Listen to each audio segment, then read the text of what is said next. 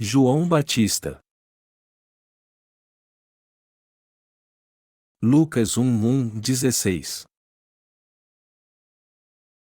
Tendo, pois, muitos empreendido pôr em ordem a narração dos fatos que entre nós se cumpriram, segundo nos transmitiram os mesmos que os presenciaram desde o princípio, e foram ministros da palavra, pareceu-me também a mim conveniente descrevê-los a ti, ó excelente Teófilo, por sua ordem, havendo-me já informado minuciosamente de tudo desde o princípio, para que conheças a certeza das coisas de que já estás informado.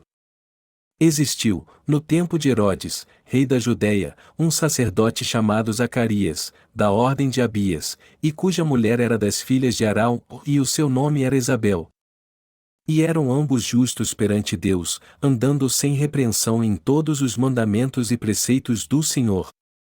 E não tinham filhos, porque Isabel era estéril, e ambos eram avançados em idade. E aconteceu que, exercendo ele o sacerdócio diante de Deus, na ordem da sua turma, segundo o costume sacerdotal, coube-lhe em sorte entrar no templo do Senhor para oferecer o incenso. E toda a multidão do povo estava fora, orando, à hora do incenso. E um anjo do Senhor lhe apareceu, posto em pé, à direita do altar do incenso. E Zacarias, vendo-o, turbou-se, e caiu temor sobre ele. Mas o anjo lhe disse: Zacarias, não temas, porque a tua oração foi ouvida, e Isabel, tua mulher, dará à luz um filho, e lhe porás o nome de João. E terás prazer e alegria, e muitos se alegrarão no seu nascimento, porque será grande diante do Senhor, e não beberá vinho, nem bebida forte, e será cheio do Espírito Santo, já desde o ventre de sua mãe. E converterá muitos dos filhos de Israel ao Senhor seu Deus. A genealogia de João Batista. Vamos ler João 1:5-7.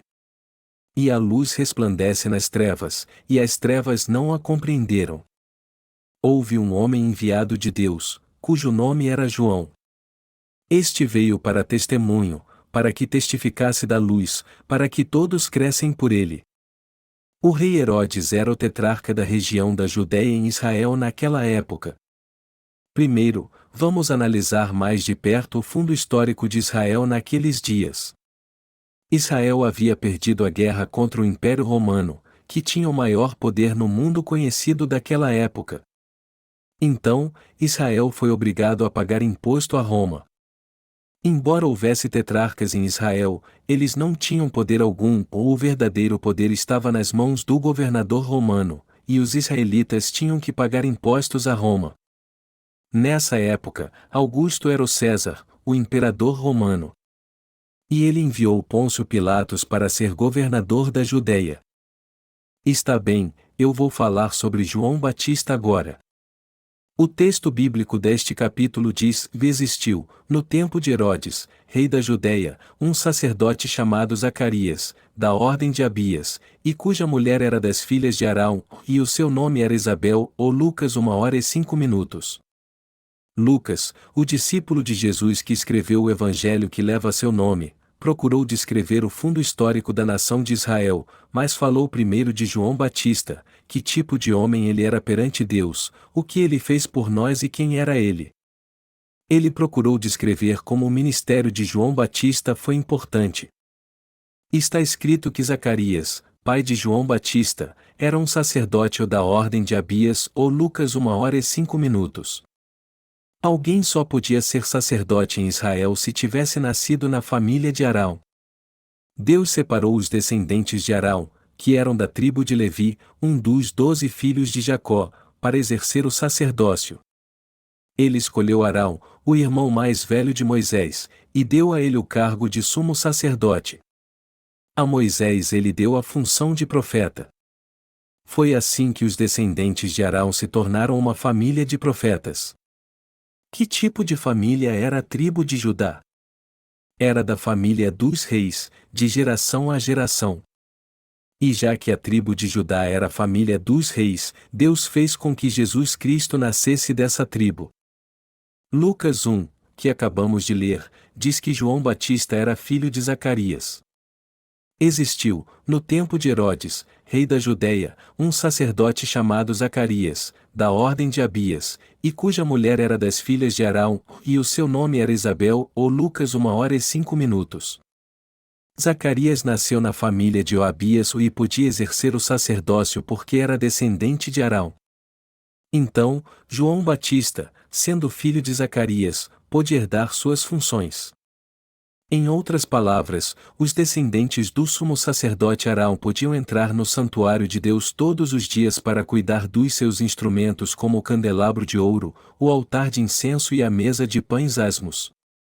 Se o sacerdote não tivesse nenhum defeito físico ou espiritual, ele poderia exercer suas funções dos 30 aos 50 anos. Vamos ler agora uma Crônicas 24:1-4. E quanto aos filhos de Arão, estas foram as suas divisões, nos filhos de Arão, de Nadab, Abiú, Eleazar e Itamar. E morreram Nadab e Abiú antes de seu pai, e não tiveram filhos, e Eleazar e Itamar administravam o sacerdócio. E Davi, com Zadok, dos filhos de Eleazar, e Aimeleque, dos filhos de Itamar, dividiu-os segundo o seu ofício no seu ministério. E acharam-se muito mais chefes dos pais entre os filhos de Eleazar do que entre os filhos de Itamar, quando os repartiram, ou dos filhos de Eleazar 16 chefes das casas paternas, mas dos filhos de Itamar, segundo as casas paternas, 8. Arão teve 4 filhos, de Nadab, Abiú, Eleazar e Itamar.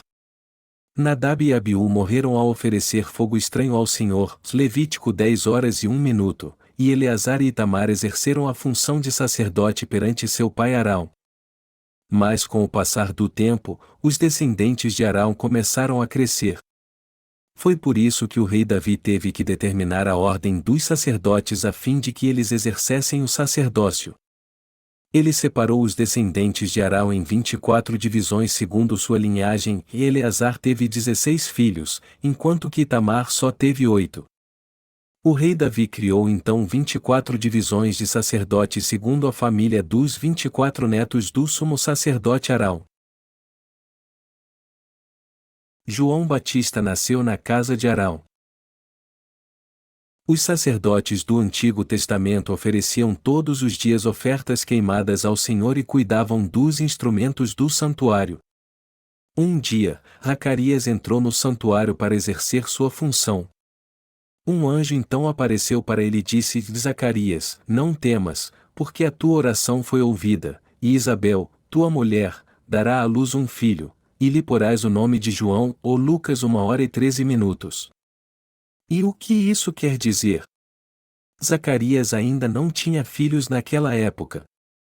Embora ele e sua esposa fossem idosos, eles ainda não tinham filhos. Se uma geração dos israelitas acabasse por causa da falta de filhos, isso era uma vergonha. Por isso que Zacarias queria muito ter um filho. E ao que parece, o sacerdote Zacarias orou a Deus porque já estava há muito tempo no santuário. E o anjo de Deus apareceu a ele naquele momento. Amados irmãos, qual seria a reação de alguém se um anjo de repente aparecesse a ele num lugar escuro? Muitos ficariam apavorados. Zacarias estava realizando as funções do sacerdote e não havia ninguém no santuário. Mas alguém de repente apareceu e não era uma pessoa, era um anjo. Então o anjo lhe disse: Zacarias, não temas, porque a tua oração foi ouvida, e Isabel, tua mulher, dará à luz um filho, e lhe porás o nome de João. E terás prazer e alegria, e muitos se alegrarão no seu nascimento. Porque será grande diante do Senhor, e não beberá vinho, nem bebida forte, e será cheio do Espírito Santo, já desde o ventre de sua mãe. E converterá muitos dos filhos de Israel ao Senhor seu Deus. Ou Lucas 1:13-16. O anjo estava falando do nascimento de João Batista.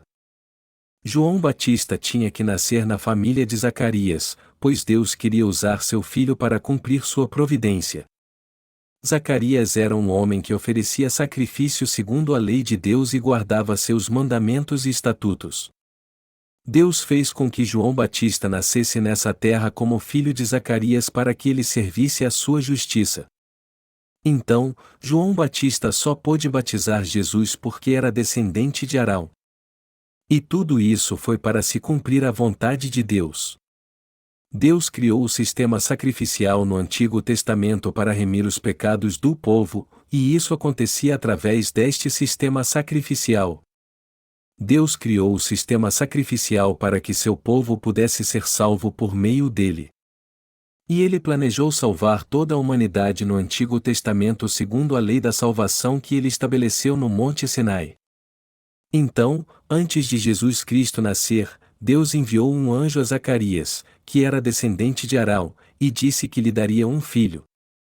Deus fez com que João Batista, que era o representante da humanidade, fosse filho do sacerdote Zacarias, e do mesmo modo, fez com que Jesus fosse concebido no ventre de Maria 6 meses depois. Depois o levou a exercer a função de sumo sacerdote quando ele completou 30 anos. Portanto, aos 30 anos, Jesus estava qualificado como o sumo sacerdote celestial. Ele estava pronto para ser batizado por João Batista. E João Batista, por sua vez, como representante da terra, pôde batizar Jesus, o sumo sacerdote celestial. Deus fez isso acontecer. João Batista impôs as mãos sobre a cabeça de Jesus, e ele recebeu o batismo que transferiu para ele todos os pecados do homem de uma vez. Deus cumpriu completamente a obra de purificação dos pecados de toda a humanidade ao passar estes pecados para o seu Filho quando ele foi batizado. Foi por isso que ele fez com que Jesus fosse batizado por João Batista. Isso fazia parte da sua providência para que toda a sua justiça fosse cumprida. Os escritores dos 4 evangelhos começaram seus escritos falando do ministério de João Batista porque ele foi muito importante. Isso porque foi João Batista que transferiu os pecados do homem para Jesus quando o batizou. Deus separou o representante da humanidade para transferir os pecados do mundo para o seu Filho, Jesus Cristo. Deus derramou a graça da salvação sobre os israelitas no Antigo Testamento levando-os a receber a remissão de pecados através do sumo sacerdote Arão, que os passava para as ofertas de sacrifício. Os sacerdotes do povo de Israel transferiam os pecados de todos incessantemente para as ofertas de sacrifícios e depois as sacrificava. Mas no Novo Testamento Jesus só teve que ser batizado por João Batista uma vez, morrer uma vez e ressuscitar uma vez para nos dar a salvação. Todos podem receber a remissão de pecados nos dias do Novo Testamento pela fé no ministério de Jesus Cristo, que é igual à oferta pela expiação dos pecados no Antigo Testamento. Somente o método e o efeito da salvação é que foi diferente dos do Antigo Testamento. Quando Jesus veio a essa terra, ele foi batizado por João Batista, o representante da humanidade. Nem todos podiam exercer essa função, só João Batista, que foi enviado por Deus como descendente de Arão, podia exercê-la. E só o corpo de Jesus poderia ser oferecido como oferta de sacrifício pelos nossos pecados. Por isso, a primeira coisa que temos que pensar é que era preciso haver um representante da humanidade entre os descendentes de Arão, que foi o primeiro sumo sacerdote. Foi por essa razão que Deus enviou e preparou João Batista como descendente de Arão e representante da humanidade antes de Jesus. O anjo disse: Isabel, tua mulher, dará à luz um filho, e lhe porás o nome de João, ou Lucas 1h13. O Evangelho da Água e do Espírito começou a partir do momento em que o anjo apareceu ao sacerdote Zacarias e prometeu que ele teria João Batista. João Batista então foi grande aos olhos do Senhor e o representante da humanidade. Ele foi maior do que Moisés e do profeta Isaías. Vamos continuar lendo a passagem, e porque será grande diante do Senhor, e não beberá vinho, nem bebida forte, e será cheio do Espírito Santo, já desde o ventre de sua mãe. E converterá muitos dos filhos de Israel ao Senhor seu Deus. Ou Lucas 1h15, 16. João Batista foi como os nazireus que eram consagrados a Deus no Antigo Testamento. Os nazireus no Antigo Testamento eram homens consagrados a Deus. E está escrito que eles não tomavam bebida forte. João Batista foi aquele que de fato transferiu pessoalmente todos os nossos pecados para Jesus Cristo ao batizá-lo. Ele foi um homem de Deus enviado por ele a essa terra. O que a Bíblia diz sobre ele?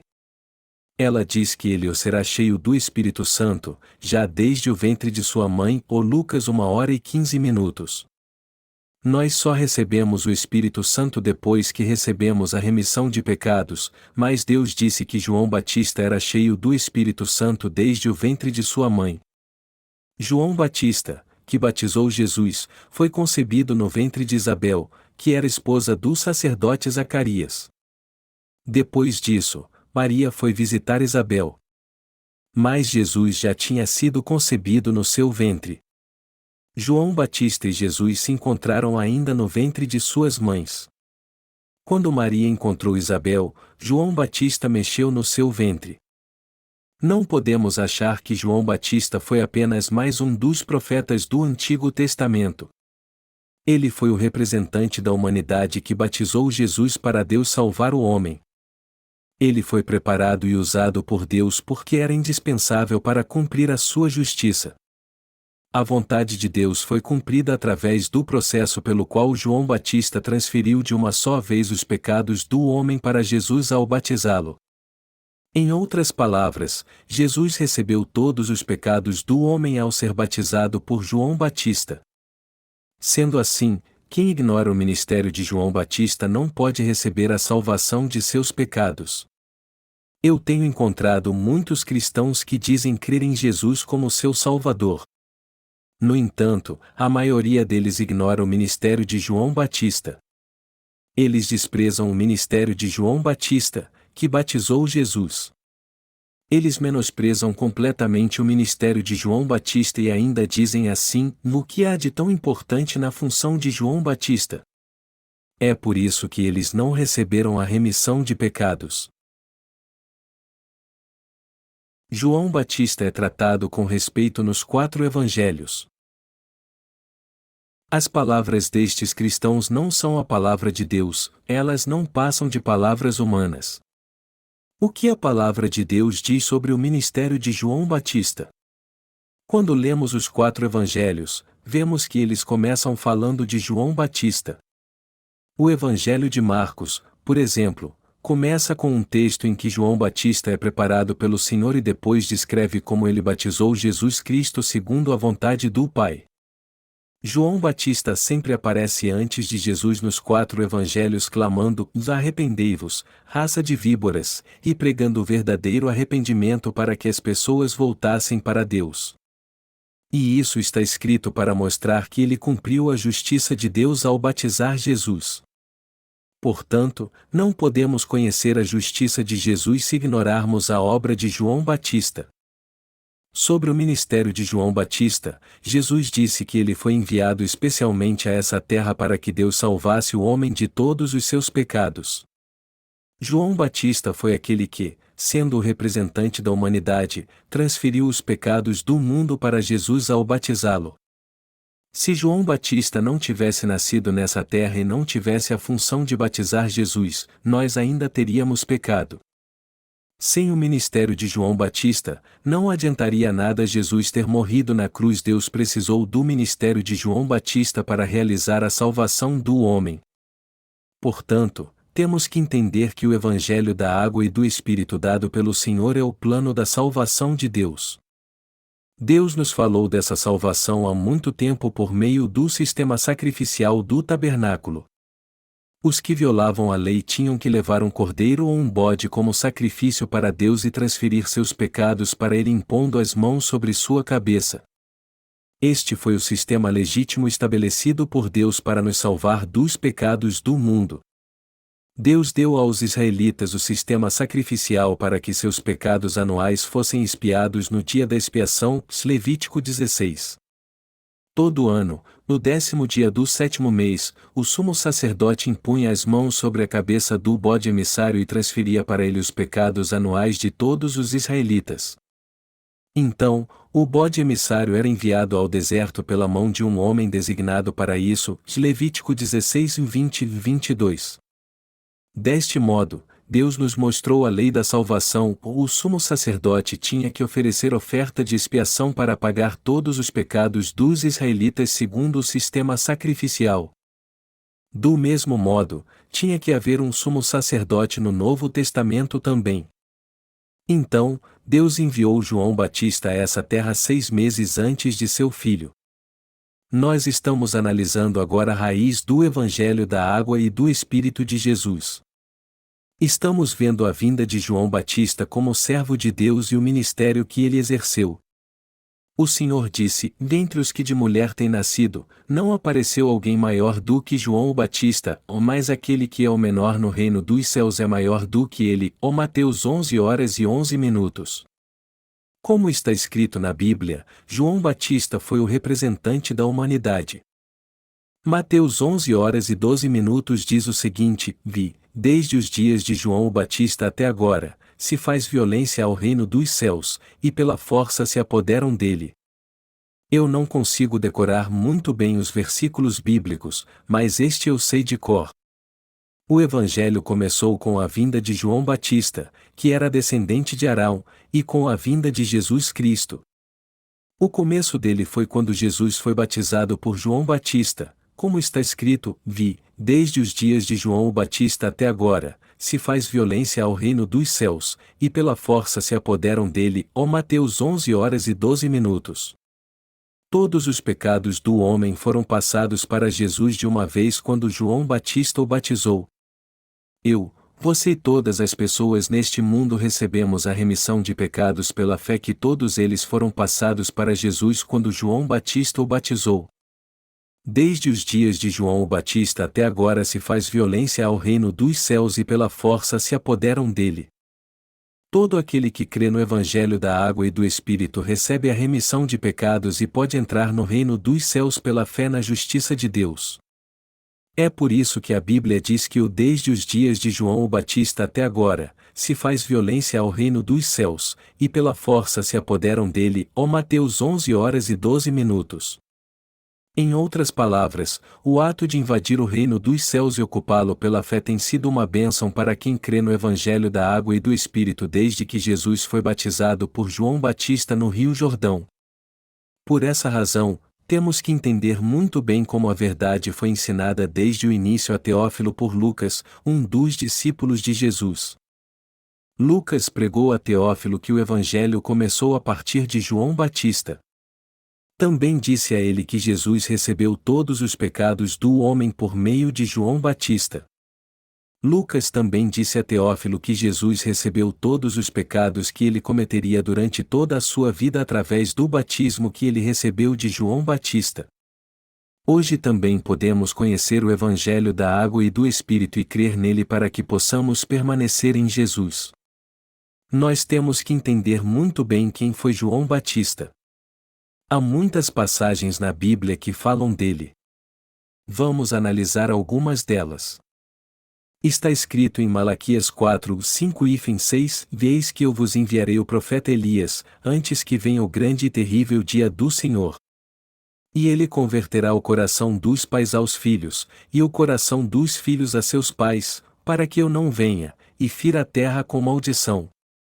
Através do texto acima em Malaquias, Deus está dizendo: eu enviarei meu servo antes do meu filho. Eu enviarei meu servo Elias a vocês a fim de que ele transfira todos os pecados do homem a Jesus, que guiará todos a mim e o meu coração a eles. O Elias citado aqui é João Batista, que surgiu no início do Novo Testamento. E foi ele quem transferiu todos os pecados do homem para Jesus quando o batizou. Vamos ler agora o texto de Lucas 1h17.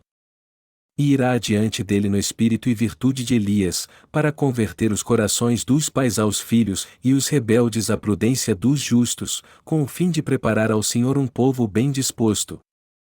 Isso quer dizer que João Batista veio a nós no espírito e virtude de Elias. Elias foi o profeta que provou quem era o verdadeiro Deus ao lutar sozinho contra os 850 profetas de Baal e Azerá.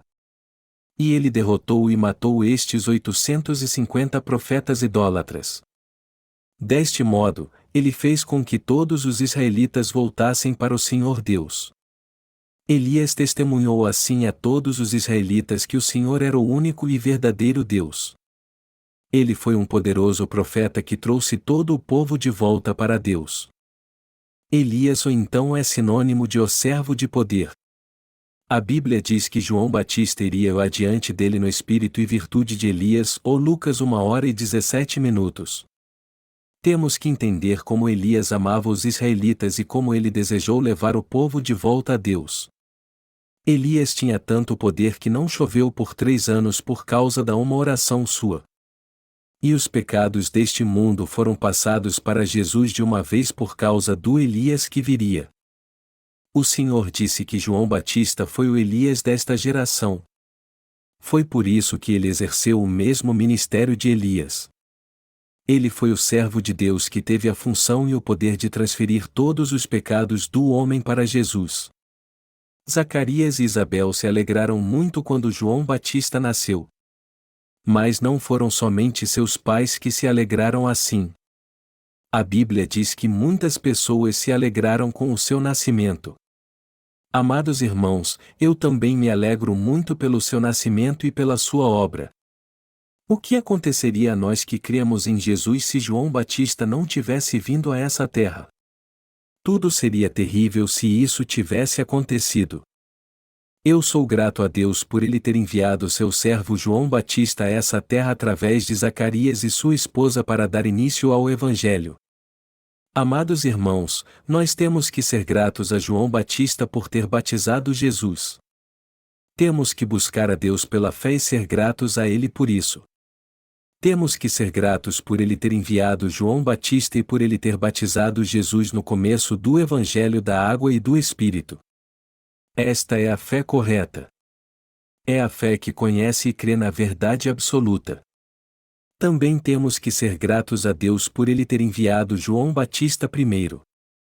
Deus, através de João Batista, fez com que muitas pessoas, inclusive você e eu, voltassem para Cristo pela fé e assim pudessem receber a verdadeira salvação. Nós somos gratos a Deus por nos ter dado essa graça. Nós podemos realmente ter um encontro com Jesus, que é o Salvador, e ter fé na justiça de Deus pelo testemunho de João Batista. Através do ministério de João Batista, passamos a crer que Jesus é o nosso verdadeiro Salvador.